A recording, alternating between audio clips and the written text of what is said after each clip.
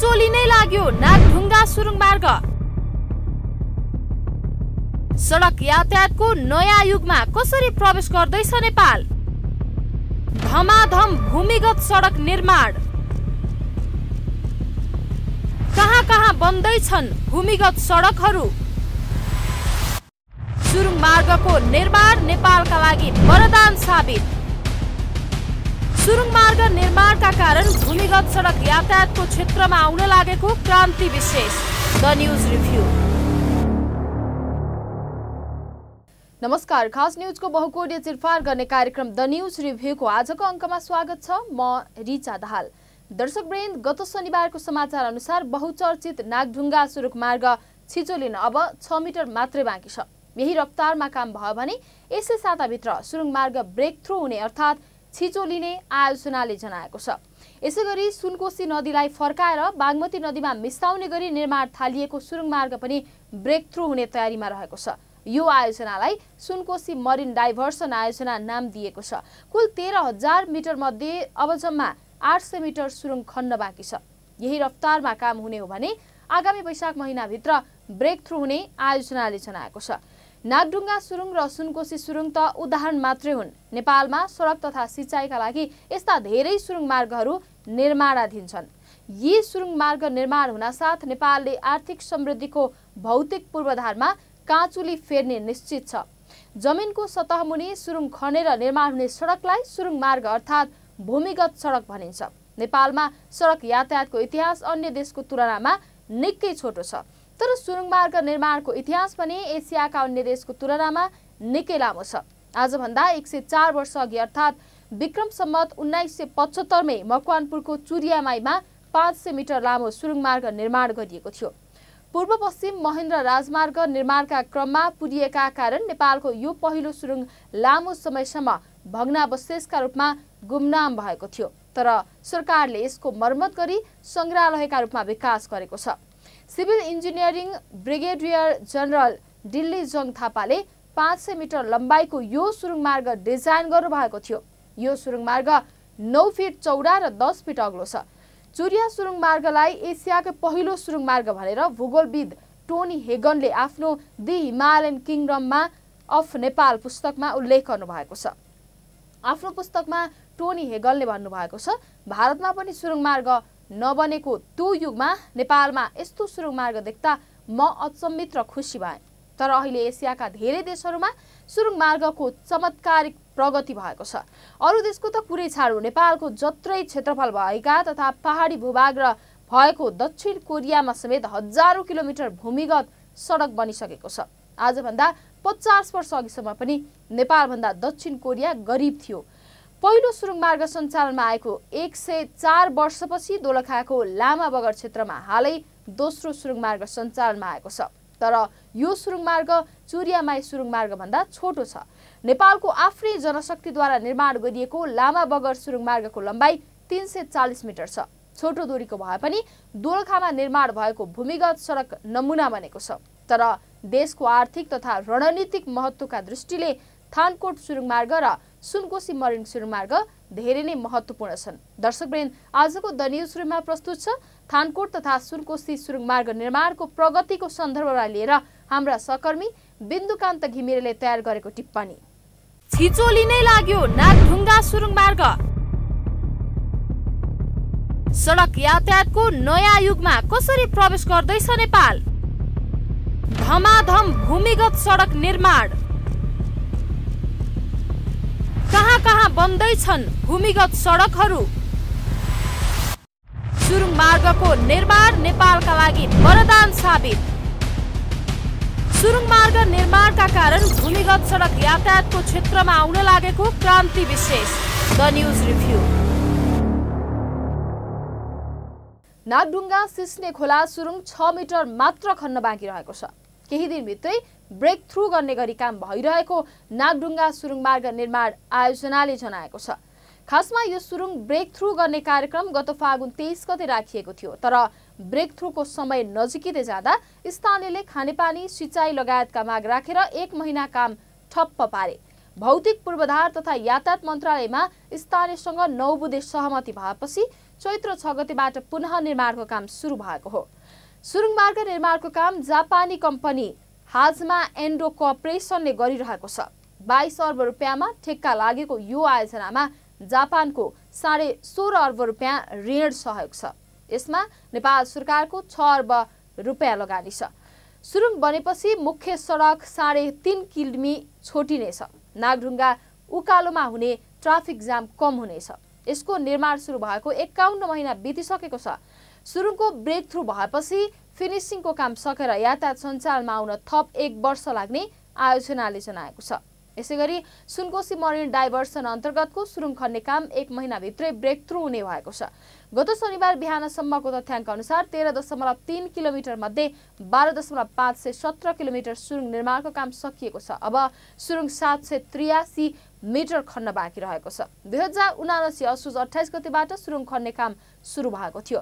सुनकोशी नदीमा बाँध बाँधेर सुरुङ मार्फत मरिन खोलामा पानी खसाल्ने लक्ष्य छ। यो पानीले मध्य प्रदेशका 5 जिल्लाको 1,22,000 हेक्टर जमिनमा 12 महिना सिंचाइको सुविधा उपलब्ध हुनेछ भने 31 मेगावाट जलविद्युत उत्पादन हुनेछ। सुरुङ खन्नका लागि 22 महिनाको लक्ष्य लिएकोमा यही रफ्तारमा गएमा 6 महिना अगावै सम्पन्न हुनेछ। एकै दिन 72 मिटरसम्म सुरुङ खनिएको आयोजनासँग रेकर्ड छ। यति मात्रै होइन, काठमाडौँ तराई फास्ट ट्र्याक अन्तर्गतका 3वटा सुरुङ मार्ग पनि ब्रेक थ्रुको तयारीमा पुग्ने लागेका छन्। यी 3वटा सुरुङको कुल लम्बाइ करिब 11 किलोमिटर रहेको छ। यसैगरी सिद्धार्थ राजमार्गको बुटोल पाल्पा सडकमा पर्ने सिद्ध गुफा सुरुङ मार्गको निर्माण पनि धमाधम भइरहेको छ। दर्शकवृन्द, द न्यूज रिभ्यूको अबको श्रृङ्खलामा प्रस्तुत छ नागढुङ्गा सुरुङ मार्ग र सुनकोशी मरिन डाइभर्सनको आर्थिक पाटोका सन्दर्भमा छोटो चर्चा।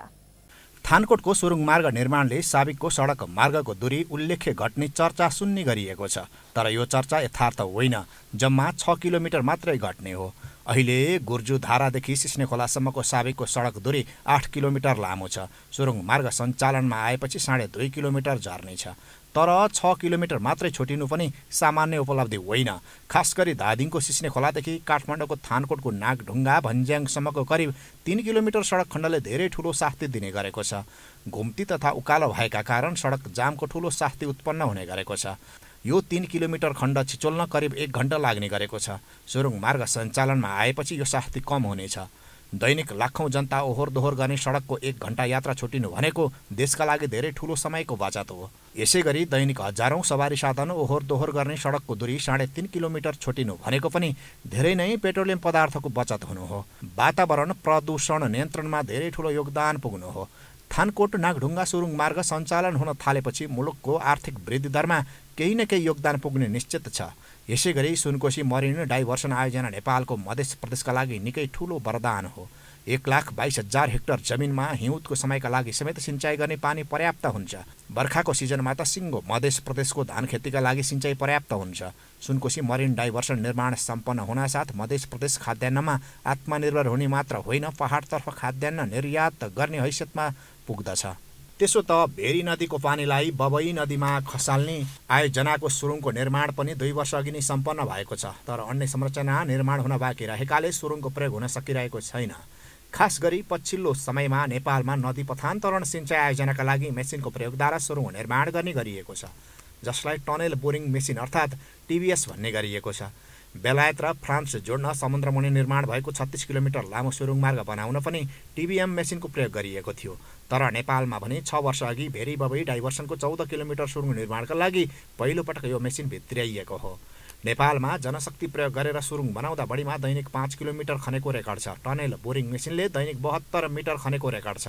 समय मात्र होइन, लागत पनि मान्छेले खन्नुभन्दा टनेल बोरिङ मेसिन प्रयोग गर्दा आधा सस्तो पर्छ। तर 10 किलोमिटर भन्दा कम दूरीको सुरुङ निर्माणमा टनेल बोरिङ मेसिनको प्रयोग व्यावहारिक नहुने प्राविधिकहरूको तर्क छ।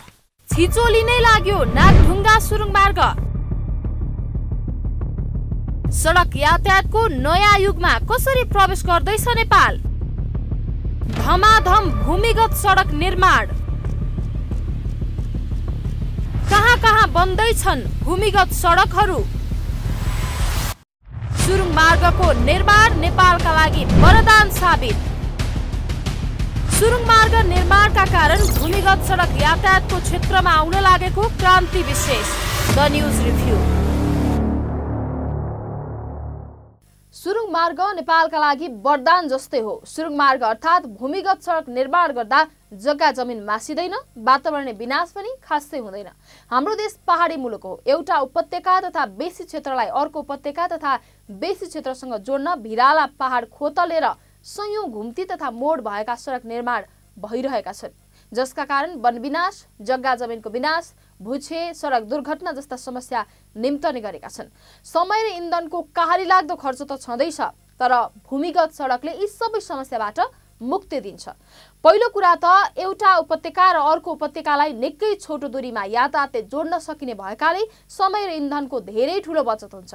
दोस्रो कुरा, वन विनाश, जग्गा जमिनको विनाश, भूक्षयको सम्भावना हुँदैन। भूमिगत सडक सिधा हुने भएकाले दुर्घटनाको सम्भावना न्यून हुन्छ। सवारी साधन भिडबाट पल्टने समस्या रहँदैन। उदाहरणका लागि अहिले काठमाडौँ उपत्यकाको टोखाबाट नुवाकोटको लिखु उपत्यकाको छहरे पुग्न 16 किलोमिटर दूरी पार गर्नुपर्ने हुन्छ। दर्जनौं घुम्ती र मोड भएकाले यो 16 किलोमिटर दूरी पार गर्न करिब 1 घण्टा लाग्छ। तर टोखादेखि छहरेसम्म सुरुङ खनेर भूमिगत सडक निर्माण गर्ने हो भने यो दूरी 4 किलोमिटरमा सीमित हुन्छ। समय पनि 1 घण्टाको ठाउँमा जम्मा 4 मिनेटमा पुगिन्छ। टोखा छहरे त उदाहरण मात्रै हो। भूमिगत सडक निर्माणद्वारा दूरी छुट्याउन सकिने यस्ता सम्भावनाका ठाउँहरू नेपालमा असंख्य छन्, तर यति ठूलो सम्भावना हुँदाहुँदै पनि भूमिगत सडक निर्माणमा हाम्रो मुलुक भर्खर बामे सर्दैछ। यसको पहिलो कारण आर्थिक हो, किनकि भूमिगत सडक निर्माणको लागत धेरै नै महँगो पर्छ। नेपालमा अहिले निर्माणाधीन सुरुङ सडक मार्गको लागत प्रति किलोमिटर 10 अर्ब रुपियाँको हाराहारीमा छ। दर्शकवृन्द, द न्यूज रिभ्यूको अबको श्रृङ्खलामा प्रस्तुत छ निर्माणाधीन तथा प्रस्तावित भूमिगत सडकका सन्दर्भमा छोटो चर्चा। नेपालमा लामो समयदेखि चर्चामा रहेको प्रस्तावित भूमिगत सडक भनेको काठमाडौँको टोखा र नुवाकोटको छहरे हो। तर काठमाडौँको थानकोट र धादिङको धुनीबेसी सुरुङ मार्गको निर्माण पहिले थालनी गरियो। करिब 2.5 किलोमिटर लम्बाइको थानकोट सुरुङ मार्ग निर्माणको काम करिब सम्पन्न भइसकेको छ भने टोखा छहरे सुरुङ मार्गको वातावरणीय प्रभाव मूल्याङ्कन समेत हुन बाँकी छ। यसै गरी काठमाडौँ निजगढ द्रुत मार्ग अन्तर्गत पनि करिब 3, 4 र 5 किलोमिटर लम्बाइका 3वटा सुरुङ मार्ग निर्माणाधीन छन्। यी 3वटा सुरुङ ब्रेक थ्रुको चरणमा पुग्ने लागेका छन्। यसै गरी बुटोलको सिद्धबाबा सुरुङ मार्ग निर्माणको काम अघि बढिसकेको छ। करिब 7 अर्ब रुपैयाँ लागतमा निर्माण गरिने सिद्धबाबा सुरुङ मार्ग करिब 1.5 किलोमिटर लम्बाइको हुने जनाइएको छ। यस बाहेक प्रस्ताव गरिएका तर बजेटको अभावमा थप अध्ययन समेत हुन नसकेका सम्भावित सुरुङ सडकको संख्या दर्जनौं छ। उदाहरणका लागि महेन्द्र राजमार्ग अन्तर्गतको नारायणगढ बुटोल सडक खण्ड अन्तर्गत दाउन्ने पहाड छेडेर भूमिगत सडक बनाउने प्रस्ताव गरिएको छ। यसै गरी महेन्द्र राजमार्ग अन्तर्गत धानखोला पहाडमा सुरुङ खनेर कपिलवस्तु र दाङ जोड्ने प्रस्तावित योजना छ। दाउन्ने र धानखोलामा भूमिगत सडक निर्माण सम्पन्न गर्न सक्ने हो भने चितवनबाट 3 घण्टामा दाङको भालुबाङ पुग्न सकिन्छ, तर अहिले 5 घण्टा लाग्ने गरेको छ। बीपी राजमार्ग अन्तर्गत सिन्धुलीको पहाड छेडेर खुरकोटदेखि सिन्धुली माडी जोड्ने भूमिगत सडक निर्माणको प्रस्ताव गरिएको छ। यो सुरुङ मार्ग निर्माण सम्पन्न भए बनेपा बर्दिवासको दूरी 1 घण्टा छुटिन्छ। सुरुङ मार्ग निर्माणको अथाह सम्भावना बोकेको भनेको मध्य पहाडी लोकमार्गले हो। मध्य पहाडी लोकमार्गले पाँचथरदेखि बैतडी जिल्लालाई जोड्छ। यी दुई जिल्ला बीचको सिधा दूरी जम्मा 800 किलोमिटर हो, तर पहाड चढाउँदै ओह्राल्दै गरिएको सडकका कारण मध्य पहाडी लोकमार्गको दूरी 1700 किलोमिटर भन्दा लामो हुन पुगेको छ। सम्भावित ठाउँमा सुरुङ मार्ग निर्माण नगर्ने हो भने मध्य पहाडी लोकमार्ग स्थानीय स्तरमा बाहेक राष्ट्रिय स्तरमा प्रयोगमा आउन सम्भव छैन, किनकि बैतडीबाट मध्य पहाडी लोकमार्ग हुँदै पाँचथर पुग्न भन्दा महेन्द्र राजमार्गमा ओर्लेर पाँचथर उक्लन छिटो, सस्तो र सजिलो पर्ने देखिन्छ। छिचोली नै लाग्यो नागढुङ्गा सुरुङ मार्ग। सडक यातायातको नयाँ युगमा कसरी प्रवेश गर्दैछ नेपाल? धमाधम भूमिगत सडक निर्माण। कहाँ कहाँ बन्दैछन् भूमिगत सडकहरू? सुरुङ मार्गको निर्माण नेपालका लागि वरदान साबित। सुरुङ मार्ग निर्माणका कारण भूमिगत सडक यातायातको क्षेत्रमा आउन लागेको क्रान्ति विशेष। The news review. यति बेला सर्वाधिक चासोका साथ हेरिएको विकास परियोजना हो निर्माणाधीन काठमाडौँ धादिङ जोड्ने थानकोट सिस्ने खोला सुरुङ मार्ग। राजधानी काठमाडौँबाट मुलुकको करिब 80% भूभागमा आउन जाने मुख्य सडक भनेको पृथ्वी राजमार्ग हो। पृथ्वी राजमार्गको नागढुङ्गा भन्ज्याङबाट दैनिक 10,000 सवारी साधन बाहिरिन्छन्। यति नै संख्यामा भित्रिन्छन्। त्यसमाथि पनि सडक घुम्ती र उकालो छ, जसका कारण घण्टौँसम्म ट्राफिक जामको समस्या छ। यो समस्या अन्त्य गर्न हालसम्मको एकमात्र विकल्प हो थानकोट सिस्ने खोला सुरुङ मार्ग। यो सुरुङ मार्गले थानकोटको बस्नेत छाप र धादिङको सिस्ने खोलालाई जम्मा 2600 मिटर दूरीले जोड्छ। तर अहिले यी दुई ठाउँबीचको दूरी करिब 8 किलोमिटर छ। घुम्ती, उकालो ओह्रालो र ट्राफिक जामका कारण यो 8 किलोमिटर दूरी पार गर्न 1 घण्टा भन्दा बढी लाग्ने गरेको छ। यो सुरुङ मार्ग सञ्चालन आउन साथ 2 मिनेटमा वार पार गर्न सकिन्छ। तर निर्माणको काम भने अत्यन्तै धीमा गतिमा अघि बढेको छ। अबको 15 महिनाभित्र सञ्चालनमा ल्याउन सकिने भनिएको छ, तर ढुक्क हुने अवस्था छैन। यो आयोजना निर्माणमा धेरै ठूलो समय लागेको छ। समय र लागतको दृष्टिले यो आयोजना महँगो छ। दर्शकवृन्द, द न्यूज रिभ्यूको अबको श्रृङ्खलामा प्रस्तुत छ यसै सन्दर्भमा छोटो चर्चा। थानकोट नागढुङ्गा सुरुङ छिड्ने काम 2077 पुस 7 गतेबाट थालिएको थियो। 42 महिनामा निर्माण सम्पन्न गर्ने गरी 2076 साल कार्तिक 4 गते तत्कालीन प्रधानमन्त्री केपी शर्मा ओलीले 2.68 किलोमिटर लम्बाइको सुरुङ मार्गको शिलान्यास गर्नुभएको थियो। नेपाल सरकारको 4 अर्ब 80 करोड रुपैयाँ र जापान सरकारको 15 अर्ब 80 करोड रुपैयाँ ऋण सहयोग गरी करिब 20 अर्ब 60 करोड रुपैयाँ लगानीमा सुरुङ मार्ग निर्माण सुरु भएको हो। सम्झौता अनुसार काम सुरु गरेको 42 महिनाभित्र आयोजना समापन गर्ने उल्लेख छ, तर 54 महिना बितिसकेको छ। पूरा काम सम्पन्न हुन अझै 1 वर्ष लाग्ने जनाइएको छ। थानकोट सुरुङ मार्ग निर्माणमा निकै ठूलो रकम खर्च भएको छ। यो सुरुङ मार्ग निर्माणका लागि खर्च भएको 25 अर्ब रुपैयाँ भनेको जुम्लामा जनताले तिरेको कर समेत हो। त्यसैले यो सुरुङ मार्गको उपयोग कसरी गर्ने भन्ने सन्दर्भमा सरकारले अहिलेदेखि नै कार्ययोजना बनाउनु जरुरी छ। पूर्वाधार विकास गर्नमा ठूलो रकम खर्च हुने, तर ती पूर्वाधारको सदुपयोग गर्न नसक्दा प्रतिफल नआउने अवस्थाका कारण हाम्रो मुलुक ऋणमा चुर्लुममा डुबेको छ। यो सुरुङ मार्ग सञ्चालनमा आउन साथ धादिङ जिल्लाको गल्छीभन्दा पश्चिमको खण्ड पनि संघीय राजधानी काठमाडौँको सहरको एउटा हिस्सामा परिणत हुने निश्चित छ। यो हिस्साको क्षेत्रफल पनि करिब काठमाडौँ उपत्यका जत्रै छ। गल्छीबाट जम्मा 17 किलोमिटर दूरीमा त्रिशुली उपत्यका पुग्न सकिन्छ। त्यसैले दलालहरूले जग्गा नओगट्दै सरकारले यस क्षेत्रका केही जग्गाहरू आफ्नो नाममा ल्याउनुपर्छ। पहिलो कुरा त काठमाडौँ उपत्यकालाई पश्चिम नेपालसम्म जोड्ने बस पार्क सिस्ने खोला आसपासमा निर्माण गर्न सकिन्छ। यही क्षेत्रमा ठूलो अस्पताल खोल्न सकिन्छ। सुक्खा बन्दरगाह तथा गोदामहरू यही क्षेत्रमा राख्न सकिन्छ। समग्रमा भन्नुपर्दा काठमाडौँ उपत्यकाको कहाली लाग्दो जनचाप थप बढ्न नदिन सरकारले गल्छीदेखि सिस्ने खोला तथा त्यस आसपासको क्षेत्रलाई उपयोगमा ल्याउन कति पनि ढिलाइ गर्नुहुन्न। यो सुरुङ मार्ग सञ्चालनमा आएपछि काठमाडौँबाट धुलीखेल पुग्न भन्दा काठमाडौँबाट नौबुसी पुग्न छिटो र पाएक पर्छ। छिचोली नै लाग्यो नागढुङ्गा सुरुङ मार्ग। सडक यातायातको नयाँ युगमा कसरी प्रवेश गर्दैछ नेपाल? धमाधम भूमिगत सडक निर्माण। कहाँ कहाँ बन्दैछन् भूमिगत सडकहरू? सुरुङ मार्गको निर्माण नेपालका लागि वरदान साबित। सुरुङ मार्ग निर्माणका कारण भूमिगत सडक यातायातको क्षेत्रमा आउन लागेको क्रान्ति विशेष। The news review.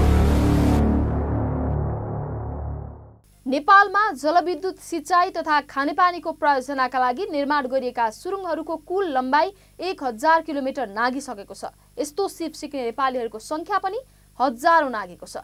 पछिल्लो समय सडकमा पनि सुरुङ मार्ग सुरु भएको छ, अर्थात् भूमिगत सडकको अवधारणा अघि बढिसकेको छ। सुरुङ निर्माणको सिप जानेका श्रमिकहरूको कमाई वैदेशिक रोजगारीमा जानेहरूको भन्दा निकै बढी छ। सुरुङ निर्माणको सिप जानेको जनशक्तिले आर्थिक उन्नति गर्ने युग सुरु भएको छ। तर यो मामिलामा कस्तो दुर्भाग्य छ भने सुरुङ इन्जिनियरहरूको अध्ययनका लागि ठूलो रकम खर्च गरेर विदेशिनु पर्ने बाध्यतामा अहिले पनि नेपालीहरू छन्। त्रिभुवन विश्वविद्यालयले अहिलेसम्म सुरुङ निर्माण सम्बन्धी विषयको पठन पाठन थालेकै छैन। काठमाडौँ विश्वविद्यालय अन्तर्गतको पोखरा इन्जिनियरिङ कलेजमा भने भर्खरै मात्र सुरुङ निर्माण सम्बन्धी पठन पाठन सुरु भएको छ। मुलुकका लागि आवश्यक पर्ने जनशक्ति उत्पादन गर्ने जिम्मेवारी विश्वविद्यालयको हुन्छ। तर हाम्रो मुलुकमा च्याउ जसरी उम्रेका विश्वविद्यालयहरू बेरोजगार युवा उत्पादनको कारखाना जस्तो बनेका छन्। कोही विश्वविद्यालयहरू नेपाली विद्यार्थीहरूलाई विदेश पलायन गराउने माध्यम बनेका छन्। जनशक्तिको अभाव भएका कारण नेपालमा भूमिगत सडक निर्माणमा प्रगति हुन नसकेको ठहर विज्ञहरूको छ। दर्शकवृन्द, द न्यूज रिभ्यूको आजको प्रसङ्ग यति नै। तपाईँ न्यूज नेपाल टेलिभिजनको प्रसारण युट्युब र फेसबुकमा पनि प्रत्यक्ष हेर्न सक्नुहुनेछ। आजको प्रस्तुतिबाट हामी सबैलाई बिदा दिनुहोस्। हेर्दै गर्नुहोला न्यूज नेपाल टेलिभिजन। नमस्कार। छिचोली नै लाग्यो नागढुङ्गा सुरुङ मार्ग। सडक यातायातको नयाँ युगमा कसरी प्रवेश गर्दैछ नेपाल? धमाधम भूमिगत सडक निर्माण। कहाँ कहाँ बन्दैछन् भूमिगत सडकहरू? सुरुङ मार्गको निर्माण नेपालका लागि वरदान साबित। सुरुङ मार्ग निर्माणका कारण भूमिगत सडक यातायातको क्षेत्रमा आउन लागेको क्रान्ति विशेष। The news review.